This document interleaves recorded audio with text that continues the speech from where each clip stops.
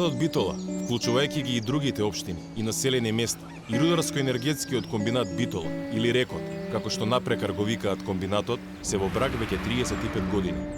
Овој брак го одржуваат околу 3000 вработени од Битола и од општината Новаци, кои помагаат од оваа брачна заедница да се обезбедат над 70% од вкупното производство на електрична енергија во домашниот електроенергетски систем. Како и секој друг брак, така и овој има своји убави и помалку убави моменти. Убавите се социјалната сигурност за семејствата на вработените, како и економските придобивки на општините и населените места околу термоцентралата. Помалку убавите, кои нагласено доаѓаат до израз последниве десетина години, се последиците од загадувањето. Тие последици, кои како што велат поголем дел од оние што ги познаваат брачните другари, дојдоа од запуштеноста на едниот брачен другар, заради недоволната посветеност и внимание на другиот. Во последниве години, некаде од 2008 навам, ако ги погледате, има тренд на покачување на концентрациите на овие частички, PM10, и тој тренд е далеко над лимитот. Значи, лимитот кажува колку треба да биде просечна годишна, меѓутоа и колку денови евентуално би можеле да бидат над тој лимит. Ако се дозволени, ако е лимитот 50 микрограми, а дозволено е само 30 дена да биде над 50 микрограми просечно годишно, Битола некаде над 100 дена има сите овие последни години над дозволените лимити, што покажува дека е загрозена од аерозагадувањето. Од самата анализа и од самиот тренд, најголема просечна годишна концентрација, најмаксимална е постигната во 2006 година од 79,79 микрограми на метар кубен. Значи, во споредба со просечната годишна гранична вредност, која што е изнесува 40 микрограми на метар кубен, некаде доаѓа дупло. Меѓутоа, Потоа, од 2006 до 2010 имаме некој тренд на пораз. Во 2010 година забележана е концентрација просечна годишна од 50 на микрограми на метар кубен, што е прилика за 10 на микрограми само, поголема од граничната вредност. Од искажаните сведоштва на експертите за последиците од неодржуваната заедница на Рекот и Битола се изведува заклучок дека ситуацијата бара брзи решенија, зашто штетите, кои веќе се сериозни, можат да бидат уште позагрижувачки. Во 2012 година термоелектраните Рек Битола и Рек Осваме ја чинеле Македонија околу 20 до 22 милиони евра во здравствени трошоци. На ниво на Европа овие две термоелектрани, бидејќи нели се дистрибуира преку атмосферските влијанија загадувањето, од двете термоелектрани чинело околу 482 до 550 милиони евра. Тука во овие бројки се вклучени повеќе типови на трошоци. Тоа се загубени години на живот, односно намален скратен животен век, смртност на домороденчиња, болнички приеми поради бронхитис, астма и заболувања на долните дишни патишта, поради срцеви заболувања, исто така загубени работни денови, трошоци за денови поминати под медикаменти, трошоци за самите медикаменти. Рекот е во дворот на општина Новаци. Неколку генерации од ова населено место го решија својот економски и социјален статус со работно место во комбинатот, но малкумина се занимаваат со прашањето по која цена е обезбедена таа сигурност.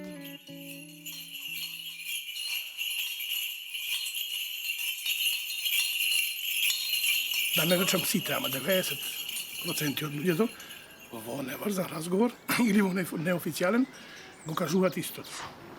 Ретко кога се радуваат на бел снег, од кога постои нели комбинатот, ретко кога лиштата ги сушат надвор, ретко кога се целосно насмеани од кога постои комбинатот, не дека е тој многу трагичен за нив, туку последиците кои тој ги нанесува сам по себе не им дава за право целосно да се опуштат.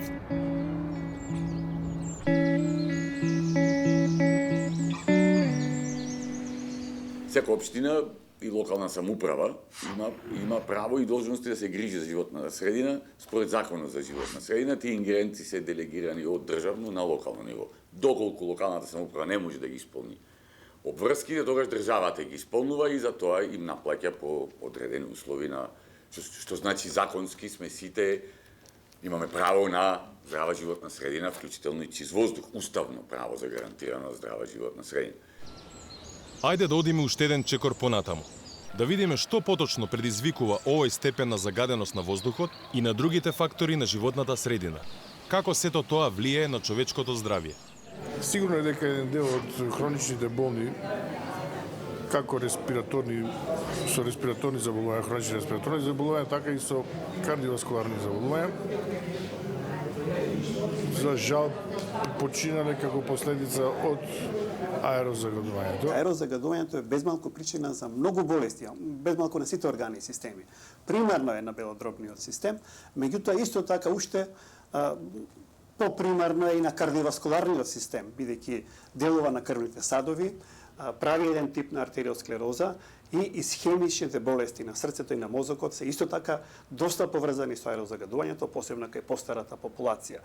На понатаму малигните болести сега веќе излегува во прв план, пред нормално малигни болести на белодробниот систем, меѓутоа веќе аерозагадувањето е докажан канцероген елемент. И според анализите на Светската банка, загадувањето на воздухот во Македонија е многу концентрирано. Скоро целото загадување доаѓа од 6 главни индустријски капацитети, додека 3 големи индустријски загадувачи се одговорни за 92% од емисиите со ефект на стаклена градина, а тоа се тетовската металургија и двете термоелектрани на јаглен Осломеј и Битола. Една од целите на оваа студија е да ги потенцира влијанијата на термоелектраните на јаглен врз здравјето на луѓето. Секако, лошиот квалитет се сложувам со вас, негативно влијае на здравето на луѓето. Значи не само за Битола, него за сите граѓани на Република Македонија. Сведоци сме дека во Скопје во последниот период и во Тетово воздухот е до некаде со полош квалитет него во Битола во овој период. Разни студии се концентрираат врз влијанието на здравјето од страна на опасните загадувачки материи кои произлегуваат од термоелектраните на јаглен.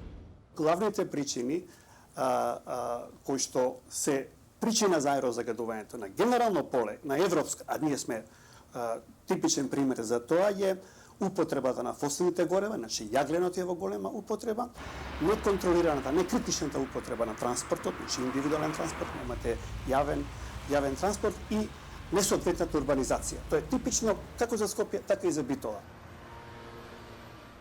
Во сега, пред известно време, во некои градови од Македонија имавме слични ситуации, каде што некои индустријски капацитети беа напаѓани дека се главен носител на загадувањето во градовите и веднаш да кажам дека после тоа, после исклучување на таквите капацитети и мерењата што се направија, се покажа и докажа дека тие капацитети кои претходно беа напаѓани дека немаат никакво влијание по однос на загадувањето во градовите. Но тие, фактите, се безмилостни и ги прикажуваат нештата токму такви какви што се, а не такви какви што сакаме некој друг да ги види. Сите индустријски капацитети се потенцијален извор на загадување на воздухот. Меѓутоа, со нив Министерството и локалната самоуправа до некаде наоѓа начин да се справи со воведување на системот на интегрирани еколошки дозволи. Значи, системот се воведе од 2007, крајен рок за воведување на дозволите и за спроведување со акциите од оперативните планови во дозволите беше април 2014 година.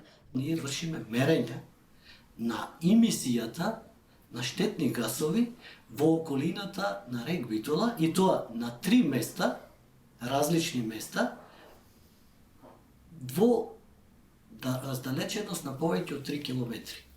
Веднаш да кажам дека тие мерења покажуваат дека загадувањето на емисијата на сумфор диоксиде и PM10 частичките е во дозволени граници. Рударско-енергетскиот комбинат Битола, како дел од Електрани на Македонија и Министерството за животна средина и просторно планирање, формално се на една иста страна. Се работи за јавна компанија и за една од структурите на јавната администрација. Очекувано е да бидат солидарни, но кога меѓу нив ќе се постават фактите и статистиките за загадување, реалноста не може да се избегне. Во споредба со другата анализа, односно другата гранична вредност дефинирана среднодневна, која што не треба да биде надмината 35 пати во текот на годината. Значи, сведоци сме дека како и во Битола, така и во останатите градови имаме надминување на оваа гранична вредност. Значи, некаде се движи од 70 денови во текот на годината надмината среднодневна гранична вредност до 190 во 2006. Значи, бројот на денови со надмината пропишана гранична вредност. Што всушност представуваат PM частичките? PM частичките се суспендирани частички со големина од 10 микрометри кои минуваат низ селективен филтер со 50% ефикасност на непропустливост.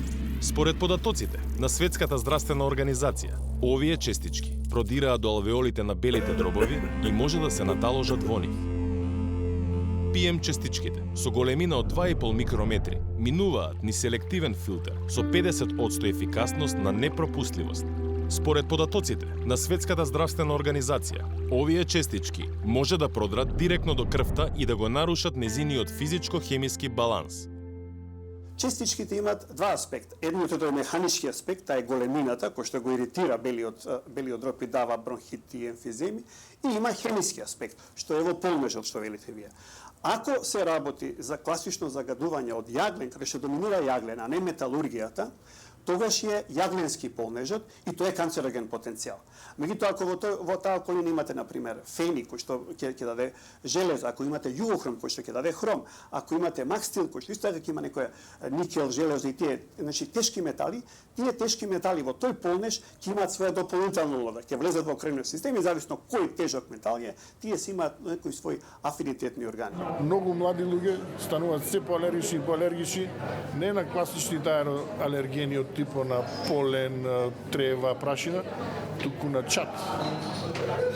Дали дојде од големото присуство на чад во нивниот живот како пушачи, со лошите навики што ги имат, дали иде од само аерозагадувањето, јас не можам да тврдам. Меѓутоа, бројот на алергиски и респираторни хронични заболувања се зголемува. Прашањето што логично се наметнува, зошто досега немало посоодветна реакција на овие феномени? Или ако имало, зошто немало соодветен одговор? Зашто очигледно е дека оваа ситуација еден подолг период е без реакција. Има ли причина некој да ги крие или штима податоците? Увидовме дека општина Битола уствари единствена општина која што се занимавала со овој проблем и која што во текот од 2006 до 2011 вршела некои испитувања со странски експерти и направила една пилот програма каде што буквално се е кажано во тој период. Односно, кој загадува, колку загадува, кои мерки треба да се преземат, краткорочни, среднорочни, долгорочни.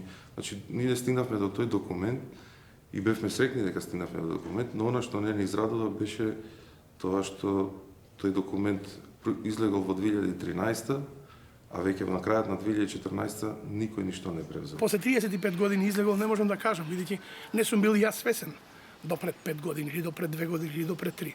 Не сум имал таква свесност дека до толку се загадува. Јас кога станав на некој начин свесен, кога ги слушнав проблемите на луѓето, нивните здравствени проблеми, бидејќи одејќи кај нив дома, кај секој од нив, или кај повеќето од нив, слушам како бил на лекар, па не знам, некоја бактерија му нашле, па не може да се излечи и така натаму, и сето тоа почнува и вас да ве паничи, бидејќи и вие сте тук.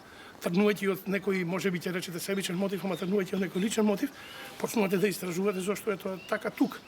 И кога ќе наидете на некои резултати кои просто ве паничат, ред е да викнете оф. Колку и да ви е тешко, колку и некој да ве пресилува, ред е да го испуштите тој крик. Веројатно јас го сметам за само еден крик.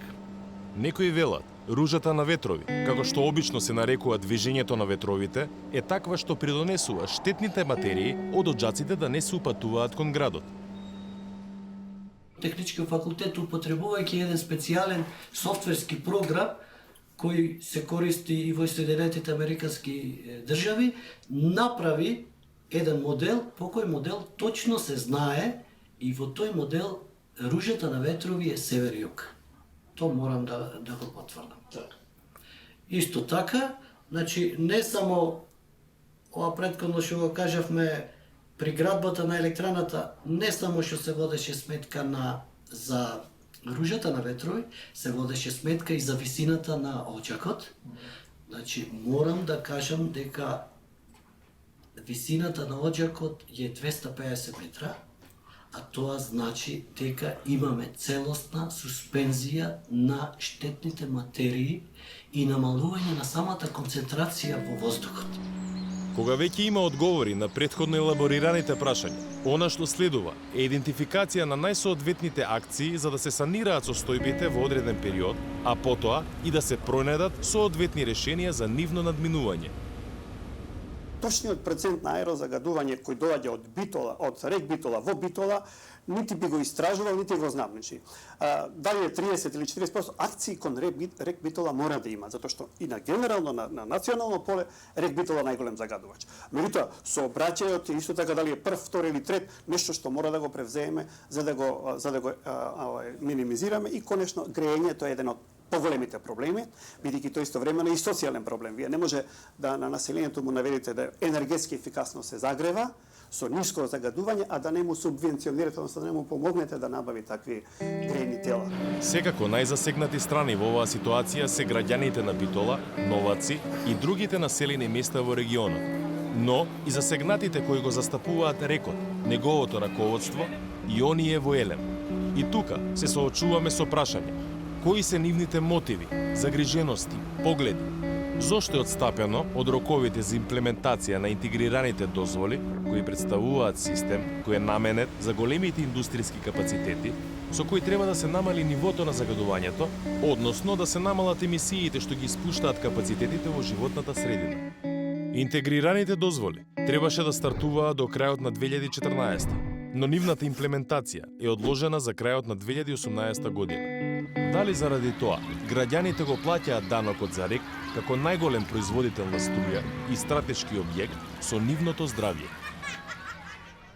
Значи, сигурно тоа изнесува големи финансиски средства сега. Тоа не е само одлука за Македонија, ова е применлива одлука за повеќе европски држави и не е едноставно да се применат вакви техники кога знаеме дека 70% од електричната енергија во Македонија се произведува во рек Битола. Значи, сепак да бидеме свесни дека ова чини многу пари. Најбитниот дел е онај дел кај што вршиме зазеленување на сите површини и каде што вршиме пошумување. И тоа можам да нагласам дека во последните 2 години имаме пример на 15 хектари во комплетната околина на рек Битола засадено 50.000 багремови садници. Она што се прави, начинот на кој се справуваат со проблемите кои не треба да се, начинот не е правилен. Значи начинот на кој се справуваме тука со загадувањето е неправилен. Значи вие не може да истурате пепелта надвор, на отворено. Затоа што првиот ветер што ќе дувне ќе ја донесе до овие жители. Овие се нема ни 2 километри од капацитетот. Значи овие се жители живеат на 5 километри од депонијата во Мекленци. Страшна миризба доаѓа и од таму и не само миризба, туку загадување. Тука поминува секој камион кој ќе одлага смет, поминува по овој пат. На 300 метри од школото кај што учат дечињата, на 30 метри од градинката. Значи тоа е се вкупно, знаете, само се долива масло на огнот, само се долива и некој дошол веројатно тука како мене, не дека сум јас посвесен од нив, но веројатно луѓето седејќи на гранката на која седат сметале дека ако станат и проговорат ќе си ја сечат истата. Јас не сметам дека седиме на некоја гранка која си ја сечиме, бидејќи таа гранка е, како што ви реков, трула. Сама по себе за брзо ќе се скрши. Не мора да ја сечиме. Дали е рек подготвен да учествува во една поангажирана стратегија и нејзина имплементација во сузбивање на последиците од загадениот воздух во регионот? Како и со што може да учествува рек во овие стратегии? Со нашата инвестиција која следи, ќе треба да ги намалиме частичките на 20 милиграма на нормален метар кубен и со самата инвестиција не само што ќе ги намалиме 12, но планираме многу повеќе од таа норма која ќе настапи во почетокот на 2018. Значи негде планираме околу 4-5 милиграма да биде испустот на PM10 во атмосферата. Доколку се применат граничните вредности според директивата за индустријски емисии, 411 од 447 предвремени смртни случаи би можеле да се избегнат. Исто така, во врска со бронхитисот кај децата кои што се јавува, од 60 деца, 55 би можеле да поминат без бронхитис. Значи, само 5 случаи би останале, доколку не зборуваме за комплетно елиминирање, туку зборуваме само за применување на граничните вредности според директивата за индустријски емисии. Очигледно е дека постојат разлики во приоритетите и пристапите за решавање на проблем. Како да се соработува во таква ситуација, кога од една страна на ризик е ставено здравјето на граѓаните, а од друга страна функционирањето на економијата, индустријските постројки и животот на граѓаните. Сето тоа заради преголемата зависност од струјата што се произведува во РЕК. Граѓаните на Битола одлучија да го активираат и уставно да загарантирано право на јавен протест.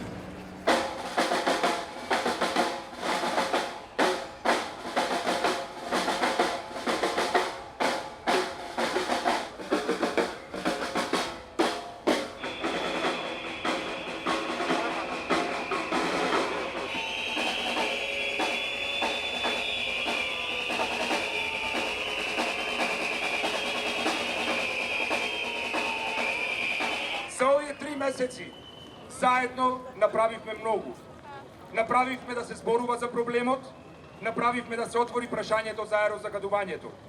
Сите донесени решенија, сите заскриени заклучоци, сите сокриени во фиока акциони планови, да го видат светлото на денот и сите ние сега знаеме што е, а што не е направено во поглед на аерозагадувањето во Битола.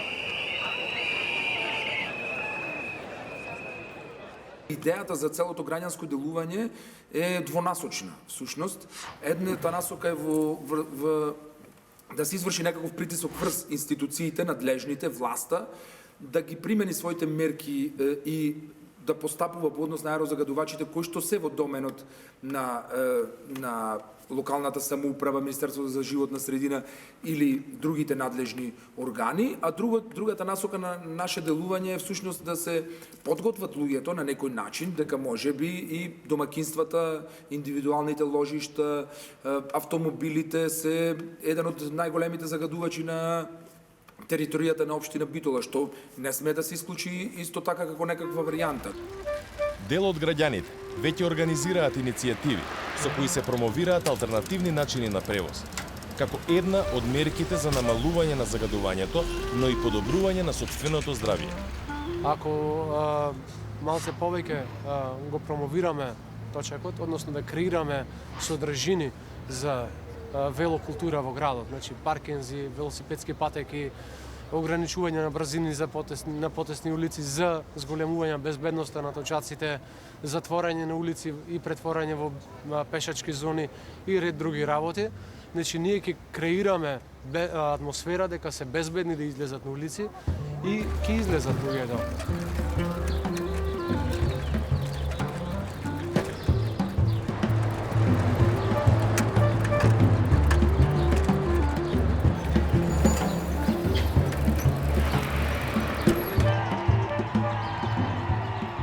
Спортистите генерално и бившите и сегашните се поретки посетители на нашите амбуланти.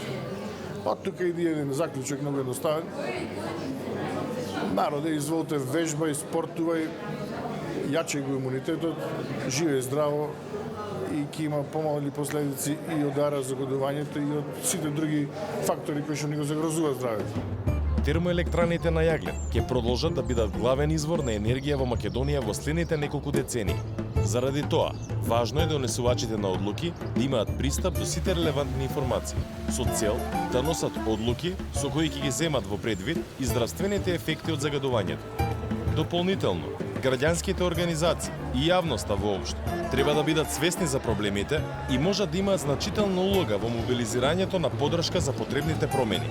Фокус кон големите загадувачи, кон давањето на дозволи за кои што веројатно ќе зборувате и со оние специјализирани установи и агенции, е исто така многу битен. Нема тука отстапување, мора да се инвестира во пречистување на воздухот, затоа што ако ги кажеме колкави се економските штети од здравствените последици, ќе видиме дека повторно е поевтино да инвестирате во еколошка заштита, па макар и државата да помогне тука, не само индустријата, отколку да ги трпите последиците директни и индиректни, болести, смрт и отсуство од работа. Значи, Тие се фокусите, здравството што може да направи онака да представува некоја лоби група која што ќе ги притиска оние да ги презимаат мерките и на локално и на централно ниво и да биде подготвено не да ги брои жртвите, него едноставно да заедно со невладините можеби организации да анимира на подигнување на таа свест. И мораме самите од себе прве да трениме како свест.